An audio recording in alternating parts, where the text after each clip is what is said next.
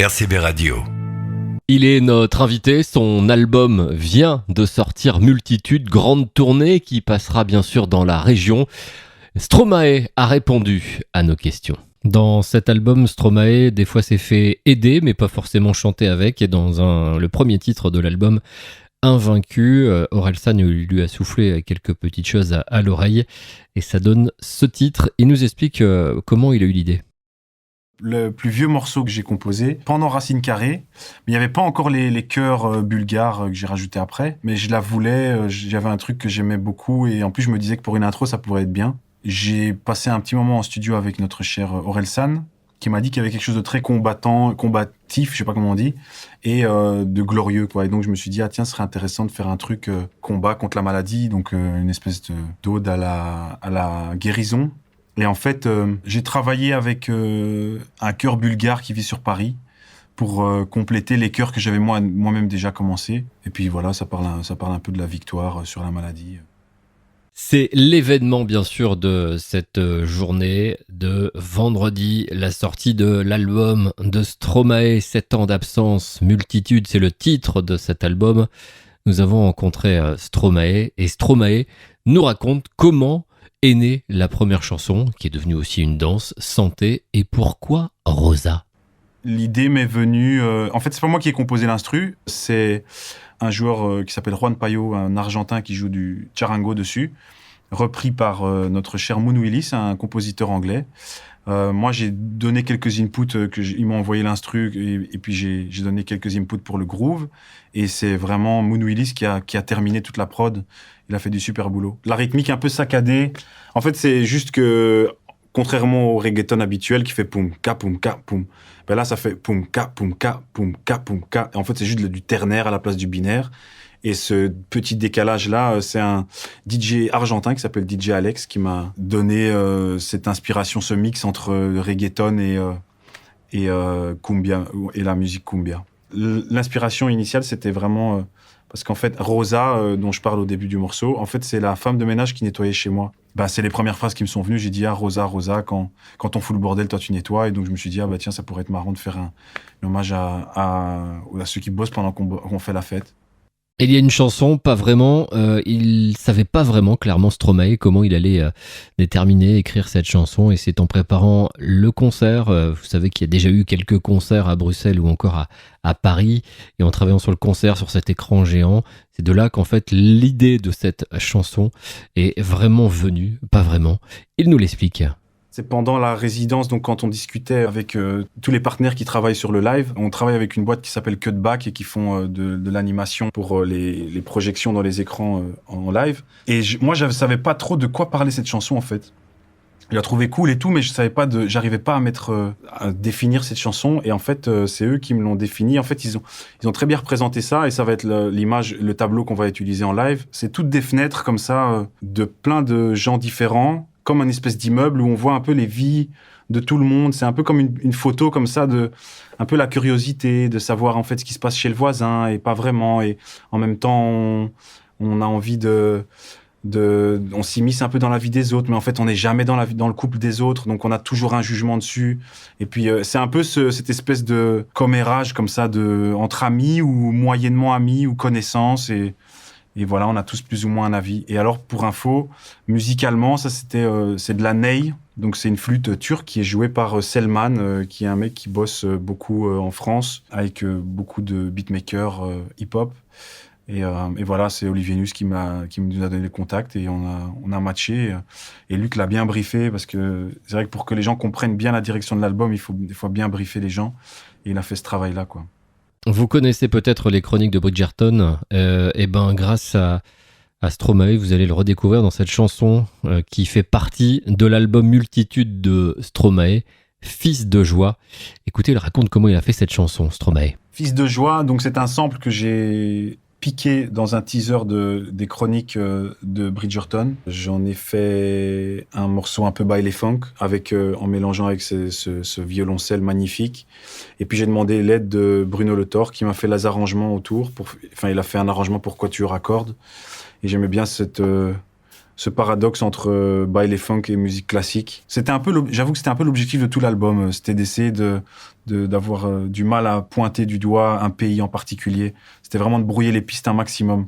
Qu'on se sente peut-être un moment en Afrique de l'Ouest, puis un moment en Asie, puis en Amérique latine. L'envie, c'était de parler d'un sujet que je pense tout le monde connaît, mais dont personne ne veut vraiment parler. Et en voyant cette émission de Faustine Bollaert sur... ça commence aujourd'hui, pardon. Et en fait, elle avait, dans son émission, donc, où elle invite plein de témoignages, enfin, de plein de gens qui viennent témoigner. Et en fait, elle avait fait une émission sur les enfants de prostituées, justement. Et ça m'avait assez frappé parce que je découvrais vraiment un monde que je connaissais pas du tout. Un enfant qui vient dire que le client de sa mère vient lui dire ah bah tiens, hier, je me suis tapé ta mère. Enfin, des phrases complètement déplacées qu'on comprend pas du tout. Pourquoi est-ce qu'ils se permettent de dire des choses comme ça à un enfant? Alors, même si sa mère est une prostituée, enfin, je veux dire, je vois pas le rapport. Et donc, ça m'a donné envie, finalement, de faire une espèce d'hommage un peu à ces femmes qui font ce travail très difficile, qui est très peu reconnu, mais qui existe et qui existera, qu'on le veuille ou qu'on le veuille pas, toujours. Et voilà, et c'est ce qu'on va essayer de faire dans le clip, d'ailleurs. C'est une espèce d'hommage national à une prostituée disparue. Pour aborder le sujet, je voulais pas prendre le point de vue de la prostituée, je voulais prendre le point de vue de tout le monde, en fait, parce que tout le monde a un avis sur elle, mais on lui demande pas souvent son avis. Et donc, c'est pour ça que je parle à la place du fils, du client, du Mac, du policier. Et donc, voilà. Il s'est donné, comme il disait Stromae, du temps pour faire, et à un moment, quand il a décidé de faire cet album, il s'est mis de 9h à 19h dans son studio à travailler.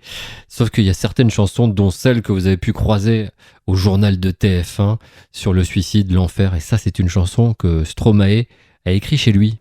Alors, l'enfer, je l'ai fait, c'est marrant parce que c'est le seul que j'ai pas fait ici, je l'ai fait chez moi à la maison. Une fois de plus, musicalement, c'est avec des chœurs bulgares. J'avais une base que j'avais chantée moi-même, puis elles ont ajouté des voix dessus. Et elles ont fait l'intro, justement, qui donne cette ambiance des Balkans et tout. Et en fait, l'instru, je l'ai faite sur mon ordi, tout simplement, comme d'habitude. C'est marrant parce que je pense que j'ai commencé par le couplet, alors que d'habitude, je commence toujours par le refrain.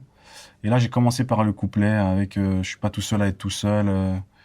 Et toute cette, c'était juste une façon de me rendre compte que finalement, malgré tous les malheurs qui peut nous arriver, etc. Enfin, tous les malheurs plutôt psychologiques, on se rend compte que on est très seul là-dedans, mais en fait, finalement, on n'est pas seul, quoi. On n'est pas les premiers à avoir pensé à ça, on n'est pas les premiers à avoir été souffert de maladies mentales ou autres, de troubles personnel et voilà, j'avais juste envie de le mettre sur papier, quoi. Et c'est peut-être un sujet qu'on a un peu mis de côté, quoi. On a beaucoup pensé aux besoins de première nécessité, tout ça, toutes ces choses-là, mais en fait la santé mentale en fait partie aussi, quoi.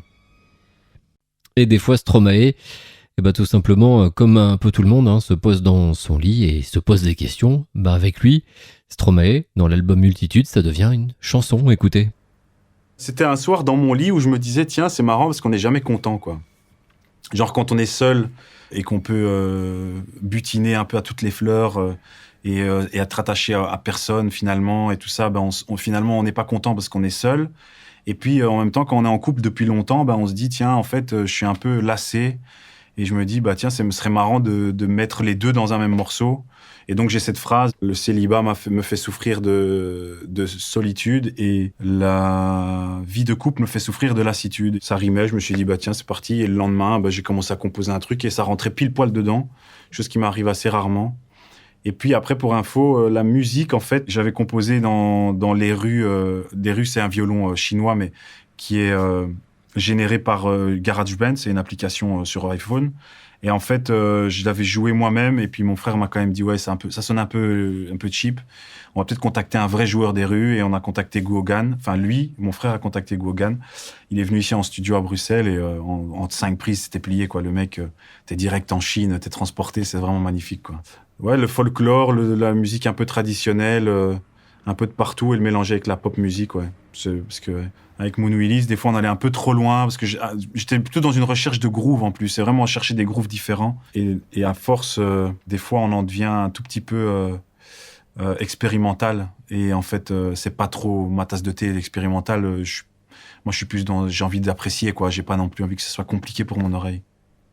Plusieurs titres dans Multitude, mais aussi de temps en temps Stromae voulait parler un peu comme tout le monde. Vous savez, de ces jours où on se réveille et on se dit c'est une mauvaise journée.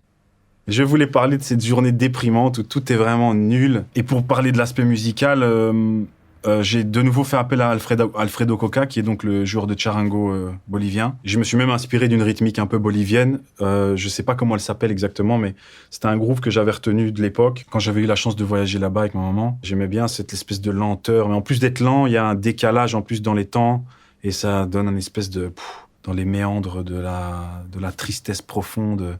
Et puis donc je me suis dit pourquoi pas parler de ça tout simplement en fait, ces mauvaises journées quoi, ces journées où il y a rien qui va en fait. On va aux toilettes, on fait pas un perfect, il faut frotter pendant 1 heure le truc, enfin tout va mal quoi, genre du caca jusque il y a rien qui va quoi, la place de parking on l'a pas, on rentre pas dedans, truc, il y a rien qui va, c'est vraiment ces journées horribles quoi. C'est pas la dépression, c'est plus la déprime, c'est la petite déprime journalière où on est dégoûté quoi, il y a rien qui va. L'album se termine par une bonne journée, ça c'est la bonne nouvelle. Juste avant, il y avait la mauvaise journée. Là, c'est son frère en fait qui a écrit d'abord la musique, qui a samplé le début, et puis il s'est dit on va terminer sur quelque chose de joyeux. Et cet album se termine sur cette chanson. Stromae nous raconte. Et je voulais terminer par ce morceau-là. Encore une fois, c'est une instru de mon frère qui a de nouveau samplé Alfredo Coca. Et il a fait du super boulot. Et j'avais vraiment envie d'avoir cet instru un peu trap, mais en mélangeant un charango bolivien avec un peu de trap. Je trouvais ça intéressant. J'ai commencé à écrire dessus et je me suis dit ça va être le pendant positif de Mauvaise Journée où il y a que des bonnes choses qui arrivent quoi. Genre on a l'impression que les étoiles sont alignées et tout va bien se passer quoi. Donc ça arrive aussi, il y a pas que les mauvaises journées. Et finalement on termine l'album sur cette note-là parce que la vie est aussi positive, elle n'est pas que négative. C'est vrai que des fois quand on écoute ma musique, on pourrait croire que la vie n'est que dépression et négativité, mais non, c'est pas vrai. Un petit idée de l'optimisme. RCB Radio, à la Seine-sur-Mer, sur 96.2.